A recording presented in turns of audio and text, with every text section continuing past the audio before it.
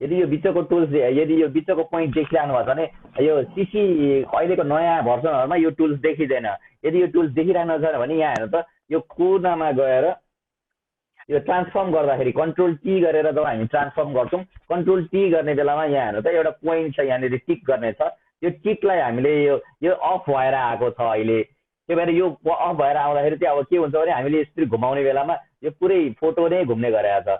तर यदि यो पुरै फोटो घुम्नुको साटो यदि हामीले यो पोइन्ट नहुँदा चाहिँ हामीले यो पुरै घुम्ने गरेको छ, बिचबाट सेन्टरबाट घुम्छ।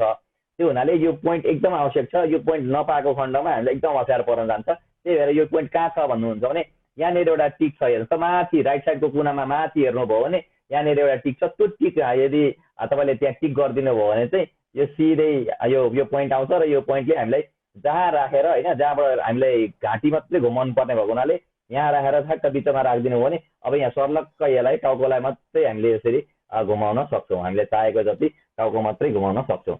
यसरी पनि हामीले यो बाङ्गो टाउकोलाई हामीले सिधा गर्न सक्छौँ। थोरथारहरू होइन थोरै छ भने हामीले यसलाई अलिकति बाङ्गोलाई हामीले सिधा गर्न सक्छौँ। मैले सिधा गर्न सिकाएको होइन, यो पोइन्ट अहिलेको फोटोसपहरुमा यो पोइन्ट देखा पर्दैन। यो पोइन्ट यदि देखा परेन भने कन्ट्रोल टी गर्नुहोस्, त्यसपछि यहाँ कुनामा गएर एउटा टिक छ। यो टिकलाई यदि क्लिक गर्नुभयो भने यो पोइन्ट आउँछ।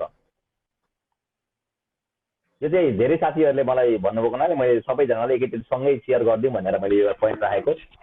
यो चाहिँ नभएर अहिलेको साथीहरूलाई के भएको छ भने यो पोइन्ट नभइदिँदाखेरि के भएको छ भने अहिले पहिले चाहिँ हुन्थ्यो, बिचमा हुन्थ्यो र सार्न मिल्थ्यो। अहिले यो पोइन्ट नभएको हुनाले अप्ठ्यारो परिरहेको हुनाले मैले यो देखाउन खोजेको।